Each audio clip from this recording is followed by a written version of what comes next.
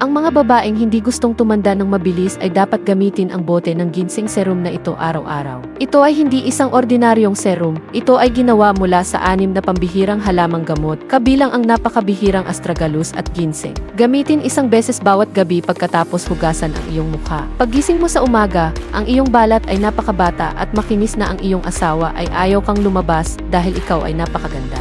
Lalo na mabisa para sa tuyo at kulubot na balat. Mag-apply isang beses araw-araw sa gabi, ang iyong balat ay magiging maliwanag, makinis at matatag. Maaari kang gumamit ng maskara sa loob ng 1 taon, ngunit hindi sa 1 linggo. Makakatipid ka ng ilang libong piso sa mga spa treatment. Gaano man kadilim at kulubot ang iyong balat, kailangan mo pa rin itong ginseng serum. Ikaw man ay 30, 40, 50 o 60 taong gulang, kung ang balat ng iyong mukha ay maraming kulubot at hindi makinis at maliwanag, huwag magmadali at makinig sa mga spa na gumagamit ng mga nakakalaso na krema para sa balat.